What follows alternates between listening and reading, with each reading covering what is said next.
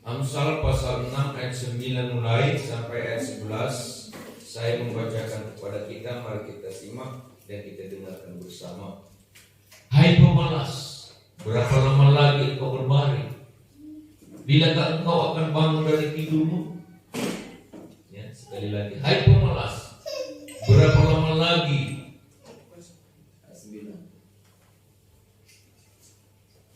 engkau berbaring? Bilakah, kapan engkau akan bangun dari tidurmu? Ayat 10. Tidur sebentar lagi, mengantuk sebentar lagi, melipat tangan sebentar lagi untuk tinggal berbaring. Ayat 11. Maka datanglah kemiskinan kepadamu seperti seorang penyerbu, dan kekurangan seperti orang yang bersenjata. Haleluya. Pada kesempatan ini saudara, kita berbicara mengenai tidur sebentar lagi, melipat tangan sebentar lagi. Haleluya. Ayat 10 tadi saudara, tidur sebentar lagi, mengantuk sebentar lagi, melipat tangan sebentar lagi untuk kita berbaring. Kita mau berbicara masalah tidur pada saat ini saudara. Jadi tema firman Tuhan untuk kita adalah bangunlah dari tidur. Haleluya. Kenapa kita mau membicarakan tidur saudara? Bukan kita hanya berbicara mengenai tidur dengan memejamkan mata badan saja, tetapi juga kita bisa mengertikannya dalam hal terpejamnya mata rohani. Jadi bangunlah dari tidur. Haleluya. Nah, saudaraku yang kekasih, tidur itu sebenarnya penting. Mengapa penting? Ya, kalau kita tidak tidur, saudara, kita sangat terganggu. Ya. Tidur itu penting untuk tubuh kita, untuk jiwa kita, untuk roh kita.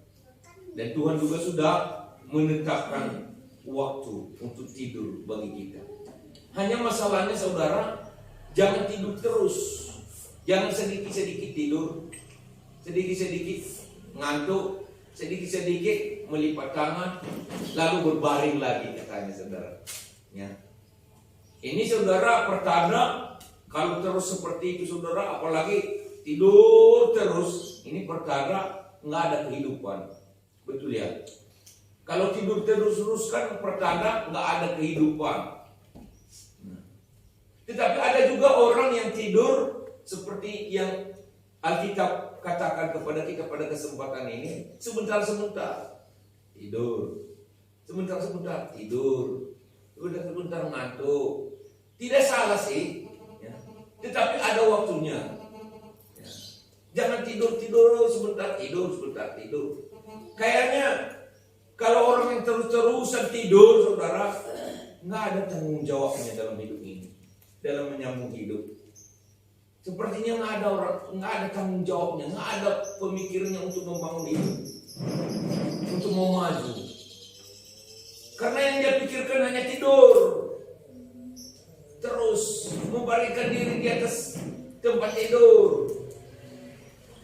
Ada yang seperti itu di sini, saudara, ya, yang serius ya, yang betul-betul, tapi jawab sendiri di dalam hati lah. Karena kalau angkat tangan kan ya malu lah. Ya, jawab sendiri di dalam hati ya. Jadi tidur itu perlu, tetapi ada batasnya. Nah, dalam hal kerohanian kita juga saudara, ya, jangan tidur terus. Karena tidur terus itu saudara, ya, menunjukkan bahwa kita tidak punya tanggung jawab. Padahal ada hal-hal yang perlu kita pikirkan dalam hidup ini. Kerohanian kita juga jangan tidur terus. Kenapa saudara? Karena kita punya tanggung jawab untuk memajukan hidup kita ini, memajukan keluarga kita, memajukan teman-teman kita. Bayangkan kalau kerohanian kita tidur, bagaimana kita bisa menjadi saksinya Tuhan? Bagaimana orang bisa melihat bahwa kita memang percaya percaya kepada Tuhan. Bagaimana orang-orang yang belum percaya kepada Tuhan bisa mengenal bahwa kita memang benar-benar memahami apa yang Tuhan kehendaki dalam hidup kita? Kalau rohani kita tidur terus, tahu rohani tidur terus, saudara, tidak ada kerinduannya, tidak ada semangatnya untuk bersekutu kepada Tuhan, tidak ada minatnya. Ya kalau ada waktu, kalau sempat, ya beribadahlah, bersekutu kepada Tuhan. Tidak. Kata Alkitab, saudara yang kasih, persekutuan kepada Tuhan itu harus lebih kita sukai daripada makanan. Kalau makanan aja pun, saudara yang kasih, kita sangat gigih, kita sangat menguras energi kita untuk mencarinya. Mau bagaimana? Untuk makanan badani, kita memikirkan terus menerus. Tetapi Alkitab katakan bahwa kita harus lebih suka, karena hidup itu, kata Tuhan Yesus, manusia tidak hidup karena roti saja, tetapi karena firman Allah, hubungan dengan Tuhan. Jadi kalau hanya fokus saja untuk makanan, saudara hati habis tubuh, habis juga makanan. Haleluya. Padahal kita memerlukan mujizat Tuhan dalam hidup kita. Sebab banyak hal yang kita tidak tahu. Apa yang akan terjadi hari nanti sore, hari besok, hari lusa. Harapan kita ada di dalam Tuhan. Sebab itu, saudara, yang kasih kerinduan kita juga harus tetap kepada Tuhan. Jadi harus kita sukai hubungan dengan Tuhan, persekutuan kepada Tuhan, ibadah kepada Tuhan. Ibadah itu, saudara yang kasih, memang bukan hanya dalam hal kita berkumpul seperti ini, tetapi ibadah itu juga, saudaraku, ada juga dalam hal kerinduan hati, semangat, sukacita. Ya kenapa sih gerak-gerik kita? Gak usah di gerak-gerakan, bisa bergerak sendiri. Itu namanya orang yang rindu. Sama seperti seseorang yang sedang jatuh cinta. Orang yang sedang jatuh cinta itu bagaimana, saudaraku?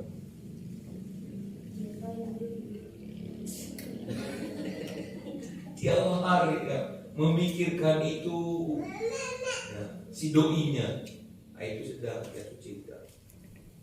Bahkan dikatakan di dalam kitab Kejadian tentang Yakub, saudara, untuk mendapatkan Rahel, saudara, ketika diberikan lagi target oleh pamannya Laban, 7 tahun lagi, katanya bekerja 7 tahun lagi. Dia katakan, saudaraku, karena cintanya kepada Rahel, dia menganggap bahwa hanya beberapa hari saja menjalani 7 tahun itu, karena pikirannya ke situ, ke Rahel. Haleluya. Nah itu. Jadi saudara yang kasih, demikianlah kita berhubungan dengan Tuhan. Tuhan, tolong aku. Tuhan, kasihani aku. Jangan hanya saat ketika kita mengalami sesuatu gejolak maka kita ingat Tuhan. Jangan. Itu bukan cinta namanya. Itu namanya kita jadikan Tuhan sebagai pembantu. Itu namanya kita jadikan Tuhan sebagai yang bodyguard kita, hanya mengawal kita, menjaga kita. Sementara kita tidak punya reaksi untuk mengasihi dia. Tidak ada cinta kita kepadanya. Nah, kan banyak anak-anak Tuhan seperti itu ya, orang yang mengatasnamakan orang Kristen. Sikit-sikit minta Tuhan tolong aku, sikit-sikit minta Tuhan ya, berikan aku seperti ini, berikan aku seperti ini. Mudah bagi Tuhan melakukan itu. Tetapi apakah kita juga, saudara, ya, punya sesuatu ya, pergerakan, kegiatan, semangat yang membuat Tuhan itu senang kepada kita. Kalau sudah Tuhan senang kepada kita, saudara yang kasih, nggak usah kita repot-repot untuk memohon kepada Tuhan. Dia sendiri mengerti apa yang kita perlukan. Amin. Dia mengerti kok. Kalau udah senang dia melihat kita, kalau udah suka dia melihat kita. Jadi bangunlah dari tidur, jangan tidur adik kita. Ya. Ayat 10 tadi dikatakan saudara, tidur sebentar lagi, mengantuk sebentar lagi, melipat tangan sebentar lagi, nah, tidur sebentar lagi. Ya. Mengulur-ulur waktu, terus hanya bertahan di tempat tidur. Tidur rohani, apalagi tidur badan itu saudara. Nah, ada yang pernah kuliah seperti itu saudaraku. Ya. Yang dia kata terus masalah tidur. Tidak salah sih tidur. Saya anjurkan juga saudara, ya, kalau ngantuk berat tidurlah. Ya, jangan sebelum mengendarai kendaraan, karena aku juga pernah merasakan naik sepeda motor, mau menuju ke Bide, pas di depan rimba raya itu saudara, ada di situ lubang, enggak, karena ngantuknya tadi saudara, tiba-tiba gedebak itu ban depan, masuk, baru saya siuman istilahnya, kaget. Disitulah sering terjadi kecelakaan. Maka tidur itu penting, perlu. Kita mengistirahatkan tubuh kita ini, jiwa kita. Apalagi ada masalah pergumulan yang kita hadapi. Nah, nggak usah saudara yang kasih cari obat yang lebih baik. Tidurlah, beristirahat. Tetapi jangan sikit-sikit tidur. Itu namanya udah penyakit. Penyakit apa katanya tadi? Penyakit malas. Malas beraktivitas, malas mengembangkan energinya, malas untuk mau maju, memandang ke depan. Jangan. Mari kita baca di dalam Roma pasal 13 ayat 11.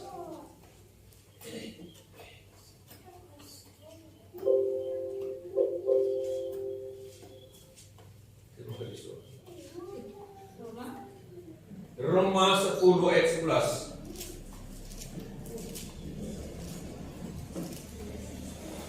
Roma 13 ayat 11.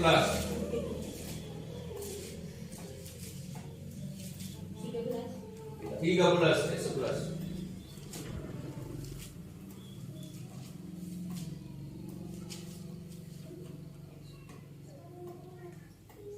Hal ini harus kamu lakukan karena kamu mengetahui keadaan waktu sekarang, yaitu bahwa saatnya telah tiba bagi kamu untuk bangun dari tidur.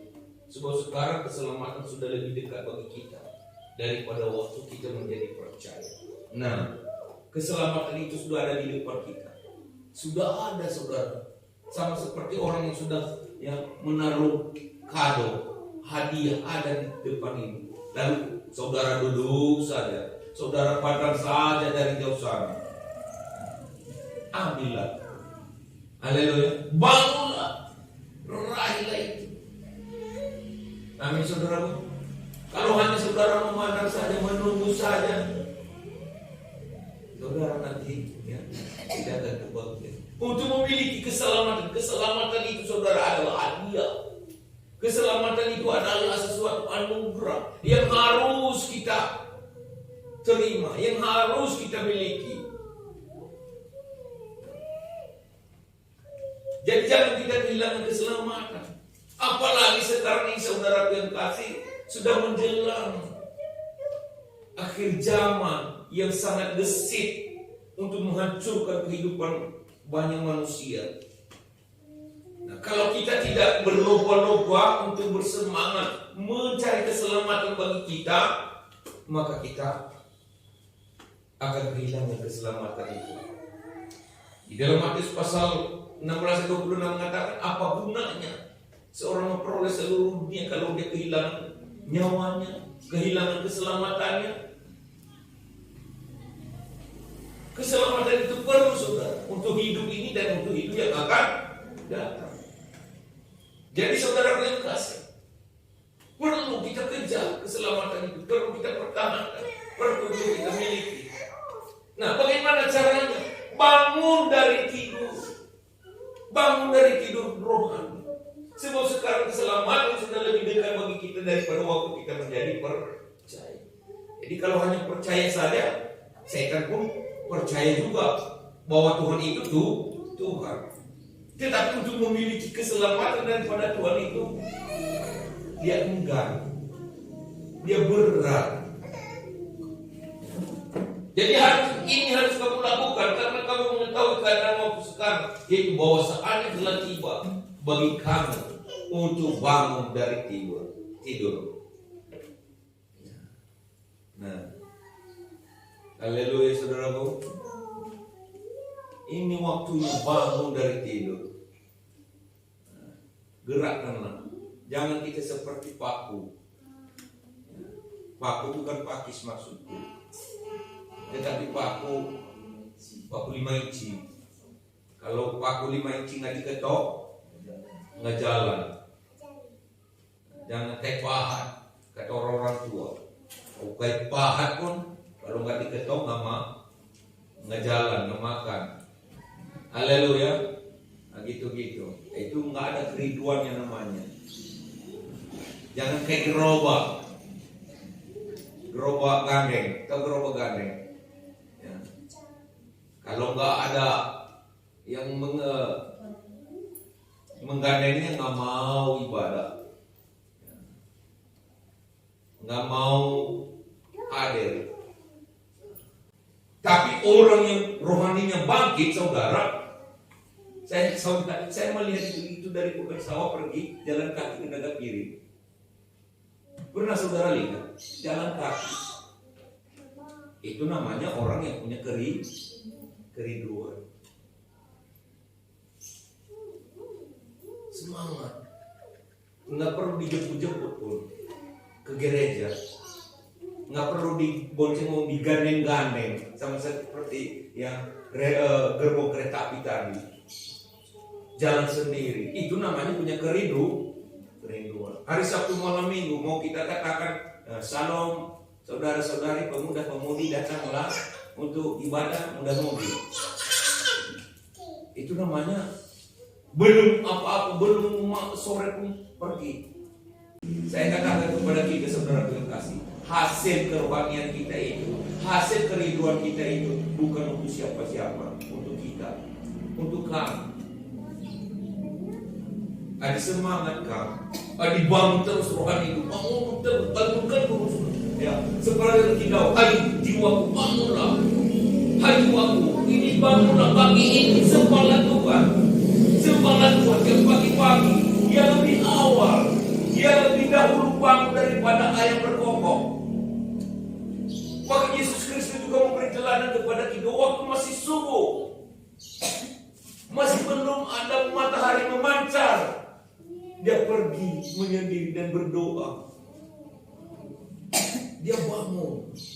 Biasanya orang yang cepat bangun, saudara, mendahului fajar, orang itu saudara kasih gampang sekali menemukan rezeki. Tetapi kalau menunggu, nah, ini orang-orang dulu saja bilang jangan tunggu ayam yang turun duluan lebih dulu daripada kamu bangun dari tempat tidurmu, karena rezekimu habis dipatokinya. Itu orang-orang dulu. Ya.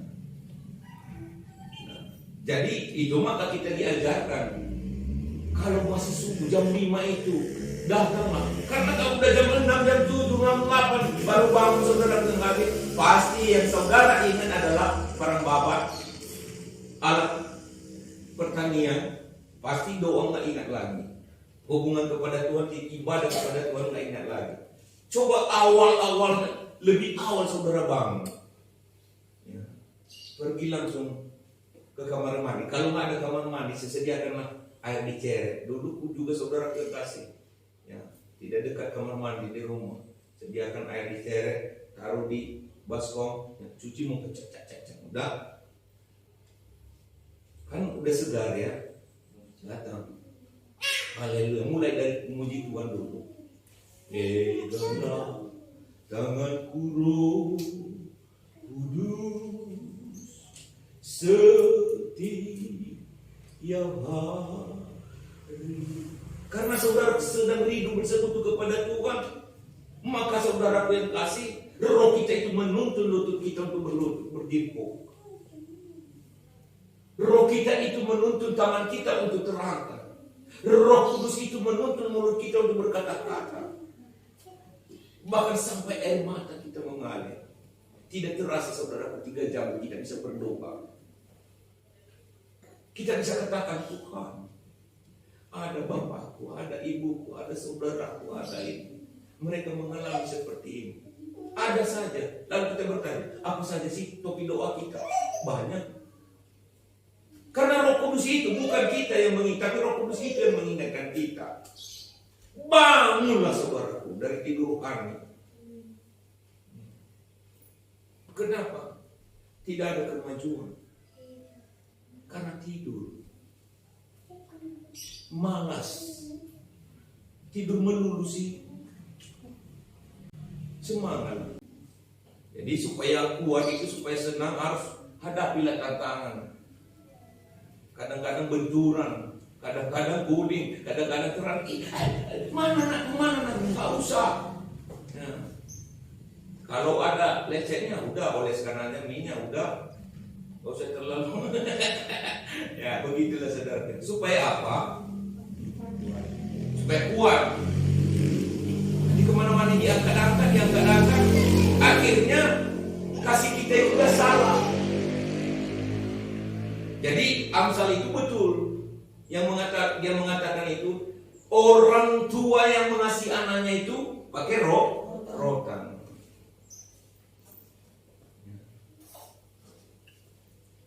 Kadang-kadang kan ada orang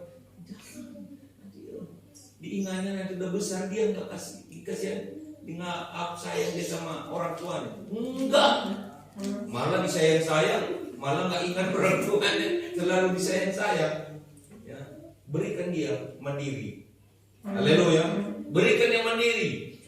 Itu maka seharusnya kita sebagai anak-anak Tuhan itu harus banyak-banyak mempelajari lagu pujian.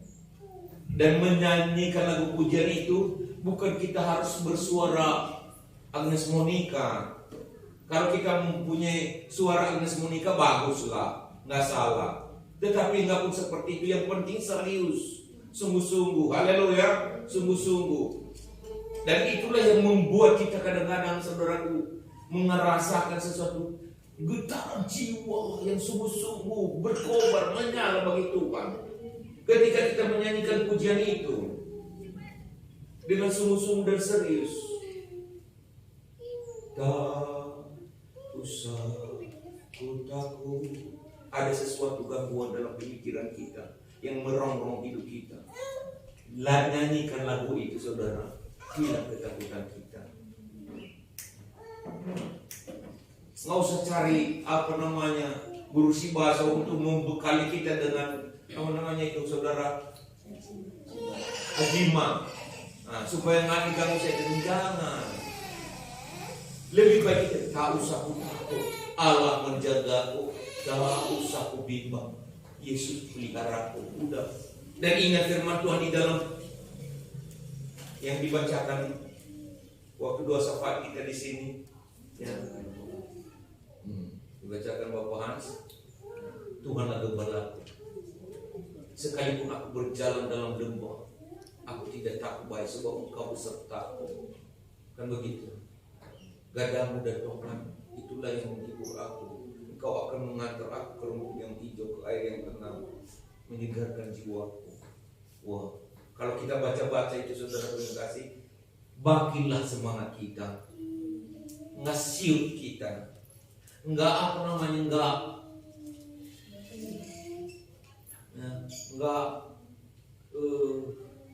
patah semangat dalam menjalani hidup ini, karena kita punya harapan bahwa Tuhanlah yang beserta kita. Nggak apa-apa, kita sedang menjalani lembah yang bagikan bayang-bayang maut. Lembah itu kan saudara turun. Kadang-kadang kita ini saudara bukan ada di atas terus. Terkadang kita turun menjalani lembah dan penuh ketakutan. Bagaimana besok, hari esok? Bagaimana menghadapi semua ini? Semua sudah terbatas, semua segala-segalanya terbatas. Jangan saudara baca itu. Haleluya. Banyak ayat-ayat favorit itu, maka dekatkan diri dengan ayat firman Tuhan. Itu yang menguatkan kita. Kalau saya menguatkan saudara mungkin hanya sebentar saudara ingat. Tetapi kalau ayat firman Tuhan itu terus saudara ingat. Ya. Roma 13 ayat 11 ayat 12. Entah apa kata-kata di sini.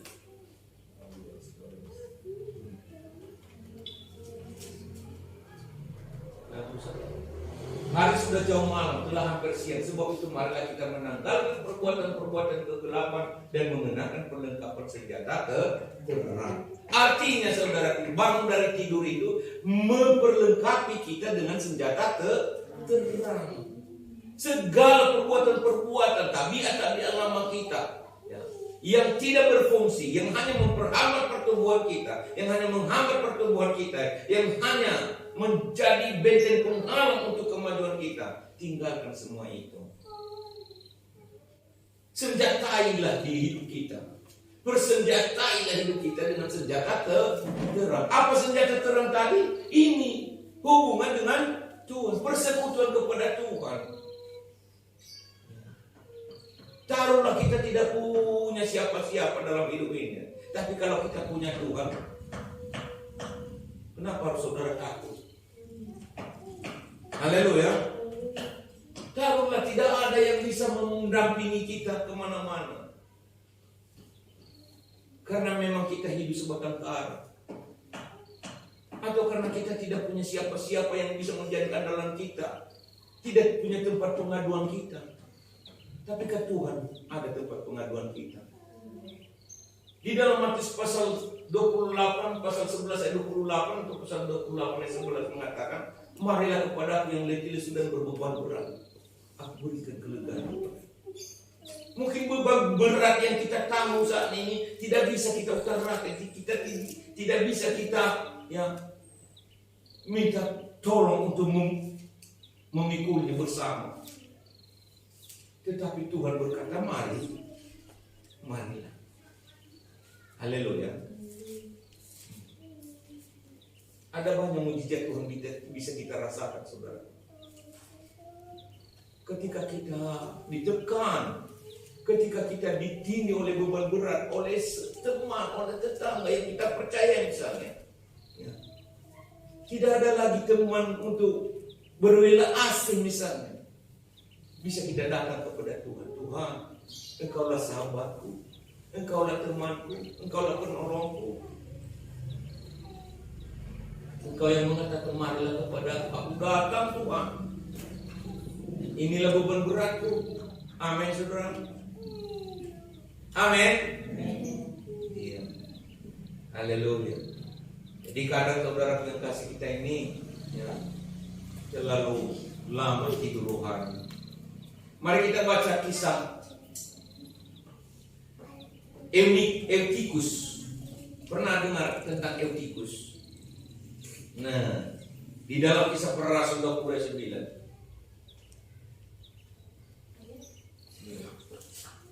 Kisah para rasul 20 ayat 9. Seorang pemuda bernama Eutikus duduk di jendela. Karena Paulus amat lama berbicara, orang muda itu tidak dapat menahan kantuknya. Akhirnya ia tertidur lelap dan jatuh dari tingkat ketiga ke bawah. Ketika ia diangkat orang, ia sudah mati. Kenapa Eutikus mati? Karena jatuh. Dari mana dia jatuh? Nah, dari jendela. Kenapa dia mati? Kenapa dia sempat jatuh? Karena tertidur. Nah, waktu itu saudaraku yang tertidur itu waktu sedang apa? Waktu ia tidur itu saudaraku sedang apa waktu itu? Sedang duduk. sedang dengar hati-hati. Kalau sedang dengar khotbah, ya, Paulus sedang berkhotbah, bukan dia dengar, tapi ada yang seperti itu di sini.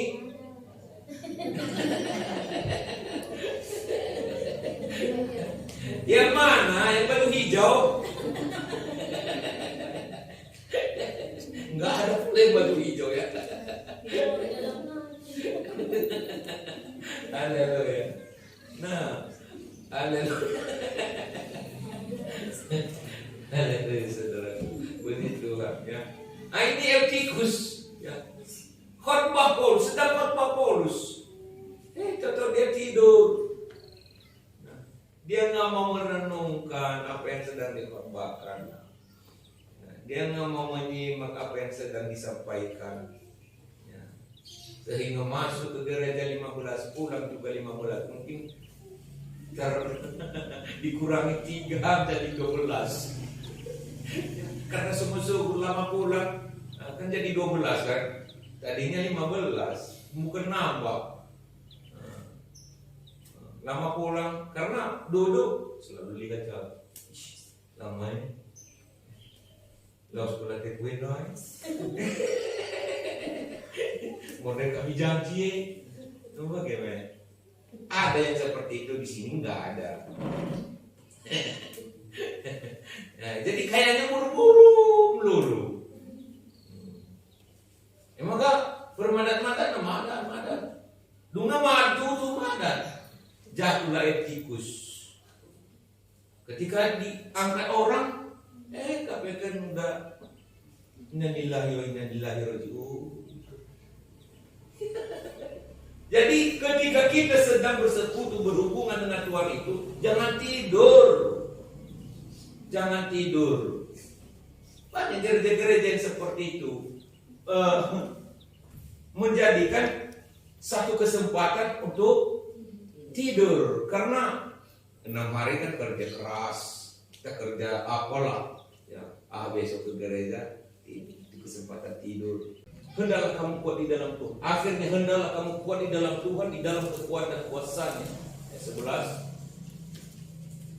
Kenakanlah seluruh perlengkapan senjata Allah supaya kamu dapat bertahan melawan tipu musuh dan iblis. Apa perlengkapan senjata Allah? Ini firman Tuhan. Kalau baca nanti seterusnya saudara, mulai dari ayat 11 sampai ayat 11 itu saudara, ya, dikatakan perjuangan kita bukan melawan darah dan daging, tapi melawan pemerintah, melawan penguasa-penguasa, melawan penghulu dunia yang gelap ini, melawan roh-roh jahat di udara. Ya, perjuangan kita bukan melawan darah dan daging. Nah, kemudian karena perjuangan kita bukan melawan darah dan daging, tetapi melawan pemerintah, bukan pemerintah ya negara ya, tapi pemerintahan dunia, roh-roh jahat, kuasa kegelapan. Nah, penghulu dunia yang gelap ini melawan roh jahat di udara. Ayat 13. Sebab itu ambillah seluruh perlengkapan senjata Allah supaya kamu dapat mengadakan perlawanan pada hari yang jahat itu dan tetap berdiri sesudah kamu menyelesaikan segala sesuatu. Dan seterusnya saudara, kenakanlah ya tali pinggang kebenaran, baju jirah keadilan, ketopong keselamatan, kita pertahankan keselamatan kita. Berdirilah tegak, berikan pinggangkan kebenaran, berbaju jirah keadilan. Nah itu saudara yang kasih. Jadi itulah senjata-senjata. Jadi jangan seperti Eutikus tadi. Seharusnya kita mendengar khotbah, ini mendengar omongan orang. Tidurlah rohani kita, jatuhlah kita. Haleluya. Ya. Kalau mau dengar khotbah. Fokus. Renungkan firman Tuhan, datang ke gereja. Jangan juga seperti Petrus, Yakobus, dan Yohanes. Seharusnya jam berjaga-jaga, jam berdoa mereka gunakan untuk di mana tertulis Matius 26 ayat 40 dan 41. Matius 26 ayat 40 dan 41.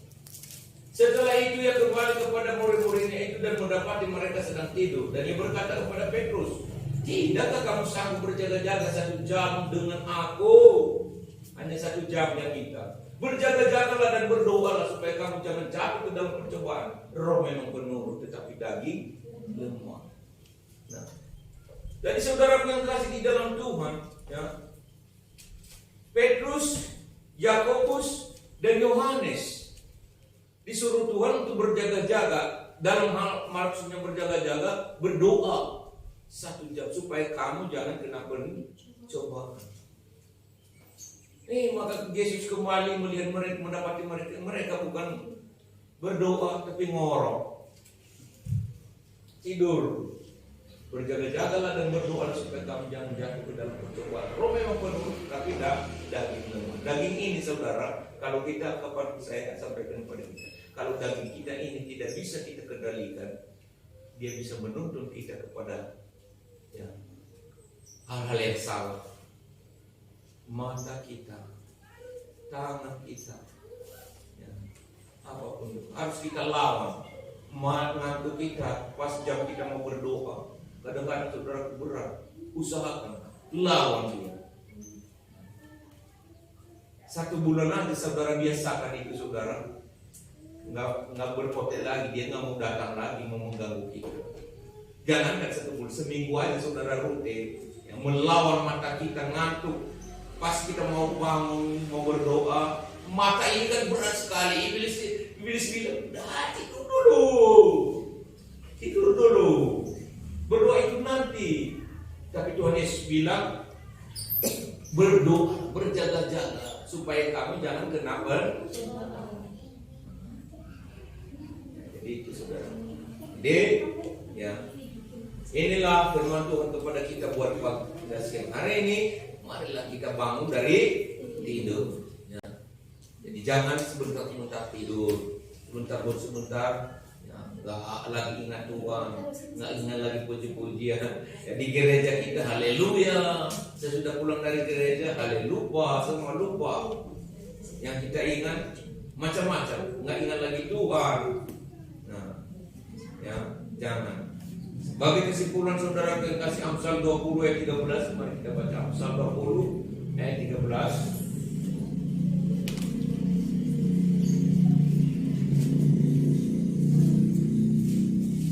Janganlah menyukai tidur supaya kau tidak jatuh miskin. Bukalah matamu dan engkau akan makan sampai kenyang.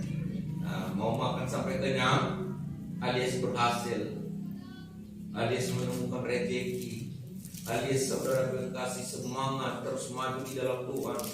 Jangan sukai tidur. Jangan menyukai tidur. Saya tidak katakan jangan tidur. Tidur boleh. Semua ada batasnya. Tepat waktu. Haleluya.